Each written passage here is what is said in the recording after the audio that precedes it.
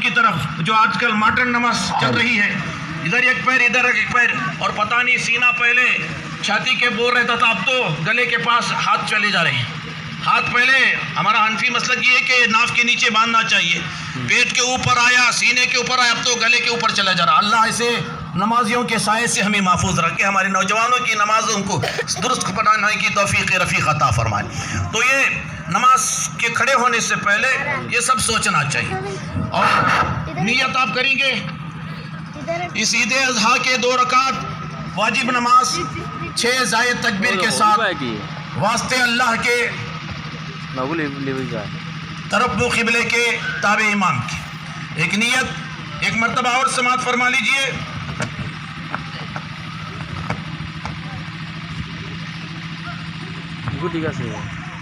نیت اور سماعت فرما دیجئے، اس عید اضحیٰ کے 2 رکعت واجب نماز ادا کرتا ہوں میں 6 زائد تکبیر کے ساتھ واسطے اللہ کے طرف و قبلے کے تابع امام کی اللہ اکبر کہیں گے، اور یہ اپنا انگوٹھا ہے نا کانوں کی لو سے لگائیں گے۔ رکعت باندھتے وقت ہماری ہتھیلیاں اور انگلیاں قبلے کی طرف ہونا چاہیے، نہ انگلیاں جمی ہو نہ کھلی ہو، نارمل حالت میں ہونا چاہیے، اور بالکل ہتھیلی اور انگلیوں کا رخ قبلے کی طرف ہونا چاہیے۔ اللہ اکبر کہنے کے بعد ہاتھ لائیں گے ناف کے نیچے، یہ 3 انگلیاں اس ہاتھ کی گھاٹی پر باندھ لیں گے، انگوٹھا اور کرینگلی یعنی چھوٹی انگلی دائرے کی شکل میں نیچے رکھ لیں گے۔ ہر نماز میں یہ طریقہ ہے۔ اس کے بعد پہلی تکبیر کے بعد ثنا امام صاحب بھی پڑھیں گے، آپ بھی پڑھیں گے۔ ثنا کے بعد پھر کہا جائے گا اللہ اکبر، ہاتھ لے جانا ہے کانوں تک، چھوڑ دینا ہے۔ اللہ اکبر، ہاتھ لے جانا ہے، چھوڑ دینا ہے۔ پھر اللہ اکبر، ہاتھ باندھ لیں گے، قرات ہوگی، رکوع ہوگا، سجدہ ہوگا، پہلی رکعت مکمل ہوگی۔ دوسری رکعت کے لیے کھڑے ہوں گے۔ دوسری رکعت میں قرات کے بعد رکوع سے پہلے 3 تکبیریں کہی جائے گی، اللہ اکبر، ہاتھ لے جانا ہے، چھوڑ دینا، اللہ اکبر، ہاتھ لے جانا ہے، چھوڑ دینا ہے۔ اللہ ذبح کرنے والے سے پوچھو تم کیا پڑھ کے ذبح کرتے ہو، تو ذبح کرنے والے آپ کو بتائیں گے یہ دعا پڑھو، قل انا صلاتی و نسکی، میرے معبود میرے اللہ، یہ تو ایک جانور ہے، میری نماز بھی تیرے لیے ہے، میری قربانی بھی تیرے لیے ہے، میری زندگی بھی تیرے لیے ہے، میری موت بھی تیرے لیے ہے۔ جب تک یہ جذبہ نہیں ہوگا کہا مولا یہ تو ایک جانور ہے، اگر تو چاہے تو میں اپنی جان کی بھی قربانی پیش کرتا ہوں۔ قربانی کا مقصد ہی یہی ہے۔ آج ہم نے قربانی کے مقصد کو بھلا دیا، ہمارے اندر انانیت آ گئی، قربانی کو ہم نے ایک رسم بنا لیا، قربانی کو ہم نے ایک روایت بنا لیا، قربانی کو ہم نے ایک خاندان کا طریقہ بنا لیا، خاندان کا رواج بنا لیا۔ اس لیے آج قوم کے اندر قربانی کا جذبہ مردہ ہو گیا ہے، بیدار کرنے کی ضرورت ہے۔ اور یاد رکھو اسلام قربانیوں سے زندہ ہے اور ہمیشہ قربانیوں سے زندہ رہے گا۔ ہمیشہ اسلام کے پروان چڑھانے میں قربانی کی ضرورت پڑے۔ جب تک مسلمان قربانی کے فلسفے کو سمجھتا رہا، جب تک مسلمان قربانی کے اصل مقصد کو سمجھتا رہا، جب تک مسلمان قربانی کے پیغام کو سمجھتا رہا، مسلمان ہر میدان میں کامیاب رہا۔ آپ کو میں بتاؤں خلوص کیا ہے، نیت کیا ہے۔ حضرت عبداللہ ابن مبارک حج کے لیے جا رہے تھے، اپنے مریدین کے ساتھ جا رہے تھے، ذاتے رہتا آپ کے پاس سفر کے اخراجات تھے۔ راستے میں دیکھا ایک 9 سال کی بچی کو آپ نے دیکھا، کچرے کے ڈھیر سے کچھ اٹھاتی ہے، ننھے ننھے ہاتھوں میں چھپاتی ہے۔ حضرت عبداللہ ابن مبارک سوچنے لگے یہ بچی کچرے کے ڈھیر سے کیا اٹھا رہی ہے۔ پیچھے پیچھے گئے، گھر تک پہنچے، کہا بیٹی کچرے کے ڈھیر سے تم نے کیا اٹھایا ہے، بتاؤ تو صحیح۔ پیچھے ہاتھ کر لیتی ہے، چھپا لیتی ہے۔ کہا مت پوچھئے، شرمندہ ہوگی۔ کہا نہیں تجھے بتانا پڑے گا۔ حضرت عبداللہ ابن مبارک کے کہنے پر جب بچی نے ہاتھ کھولا، مری ہوئی چڑیا تھی اس میں، ایک مری ہوئی چڑیا تھی۔ کہا بیٹی تمہارا ہاتھ گندا ہو جائے گا، مردہ جانور سے مرے ہوئے پرندے سے کھیل رہی ہو، ہاتھ گندا ہو جائے گا، پھینک دو۔ رونے لگی، کہا کھیلے وہ جس کا پیٹ بھرا ہے، تم نہیں جانتے یہ مری ہوئی چڑیا میں کیوں لائی ہوں۔ میرے گھر میں 3 دن سے فاقہ ہے، میرے اس بھائی کو دیکھو روٹی کا ٹکڑا نہیں ہے، بھوک سے نڈھال ہے۔ میں نے بڑوں سے سنا ہے، اپنے علماء سے سنا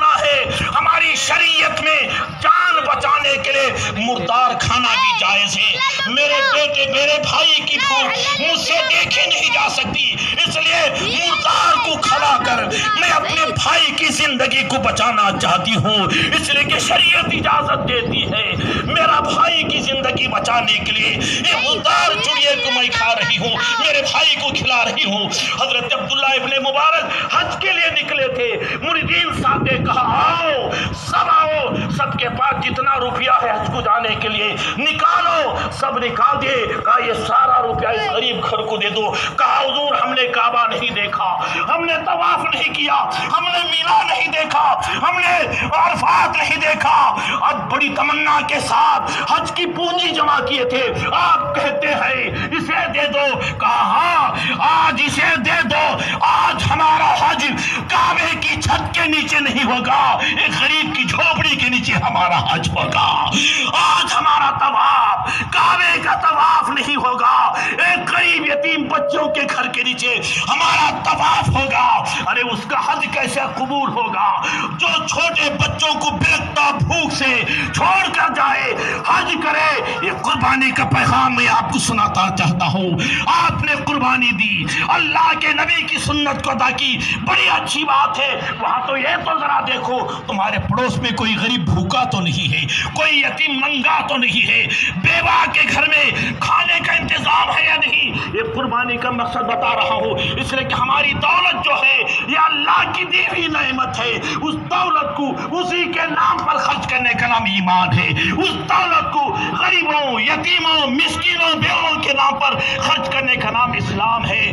جانور کو ذبح کرنے سے قربانی کا مقصد ہوتا، جب تک کہ ہمارے اندر یہ جذبہ نہیں آتا، جب تک کہ ہمارے اندر یہ قربانی کا فلسفہ اور قربانی کا مقصد ہم نہیں سمجھ سکتے، اس وقت تک ہم قربانی کا صحیح مقصد حاصل ہے۔ اور یہی وجہ ہے کہ جب تک لوگوں کے پاس قربانی کا مقصد تھا، قوم نے کبھی ابو بکر صدیق کو دیا ہے، قوم نے کبھی عمر فاروق میں پیدا، ہماری قوم میں کبھی عمر فاروق جیسا آدمی پیدا ہوا ہے، ہماری قوم میں عثمان جیسی سخاوت کا دھنی پیدا ہوا ہے، ہماری قوم میں جب تک قربانی کا جذبہ تھا علی جیسا شجاعت والا مرد مجاہد پیدا ہوا ہے، جب تک قوم میں قربانی کا جذبہ تھا حسین جیسا شہادت کا امام پیدا ہوا ہے، جب تک قربانی کا جذبہ قوم میں تھا بیت المقدس کا فاتح سلطان صلاح الدین ایوبی جیسا مرد مجاہد پیدا ہوتا رہا، جب تک قوم میں قربانی کا جذبہ پیدا ہوتا رہا شیر میسور ٹیپو سلطان جیسا مرد مجاہد پیدا ہوتا۔ آج قربانی کا جذبہ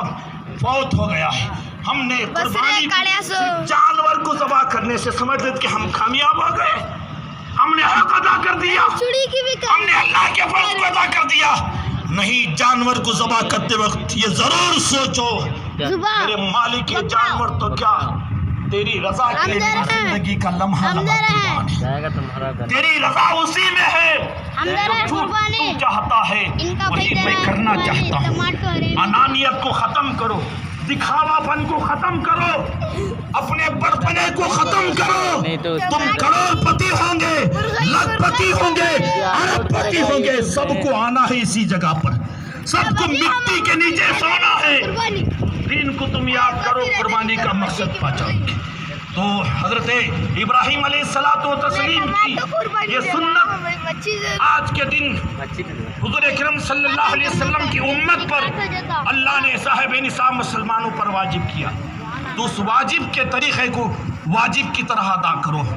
سنت ابراہیمی ہے قربانی، اور حضور کے امت کے صاحب نصاب مسلمانوں پر واجب ہے، لہذا مسئلہ بھی آپ سماعت فرمائے کہ ہر صاحب نصاب پر قربانی واجب ہے۔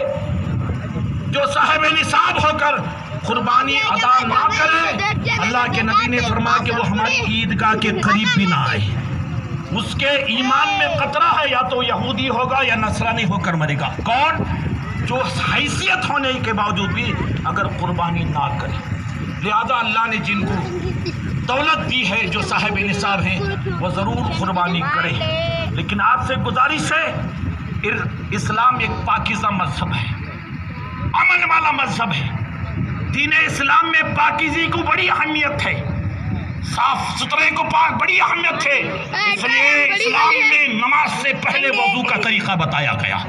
اپنے ہاتھ پیروں کو صاف کرو، ظاہری گناہوں سے بھی صاف کرو، کلی کرو، मुंह के गुनाह झड़ेंगे, चेहरा धो आंख और चेहरे के गुनाह, यानी जाहिर को भी पाक करो, बातिन को भी पाक करो। इस्लाम इतनी पाकी का पैगाम देता है।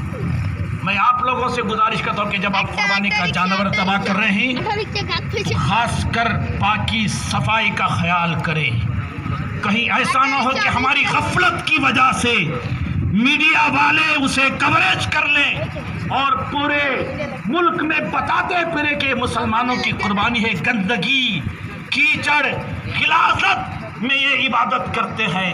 लिहाजा सबसे पहले कुर्बानी देना कमाल है, पाकी सफाई का ख्याल करना ये कमाल है। और आज के दौर में हम देख रहे हैं कि गुज़िश्ता साल के बदौलत इस साल जो मैं तो इशारा देता हूँ, इस साल जो कुर्बानी हो रही है इसमें ज़रूरी है कि हमारी कुर्बानी पर निगाह होगी मीडिया की खासकर।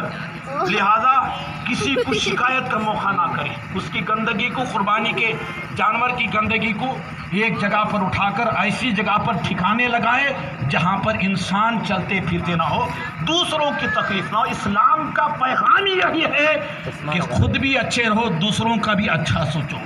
वो मुसलमान नहीं है जो खुद तो अच्छा सोचता है, अपने लिए अच्छा सोचता है, दूसरों के लिए बुरा समझता है। अपने लिए भी बेहतरी चाहो, दूसरों के लिए बेहतरी, यही इस्लाम का पैगाम है, यही कुर्बानी का मकसद है। बाकी सफाई का आप खास ख्याल रखेंगे। मुझे बार बार पुलिस स्टेशन से भी फ़ोन आता है और बहुत सारे कमेटी वाले भी फ़ोन के ज़रिए इत्तला दे रहे हैं कि ईदगाह में पैगाम दें। और मुसलमान तो हमेशा पाकीज़गी को अहमियत देता है, लिहाजा इन बातों का ख्याल रखेंगे। दुआ है रब्बुल इज़्ज़त सारे मुसलमानों को इस ईद अज़हा की सच्ची खुशियाँ और जो कुर्बानी दे रहे हैं, वादे वाले हैं, दे रहे हैं, अल्लाह उनकी कुर्बानी को मकबूल अता फरमाए, ईद की सच्ची खुशियाँ अता फरमाए। अल्लाह हमारे नस्ल नस्ल तक ऐसी हज़ार बेशुमार ईद नसीब फरमाए। वमा अलैना इल्लल बलाग। ये एक ऐलान जो सेकेंड PU और SSLC में जो हमारे बच्चे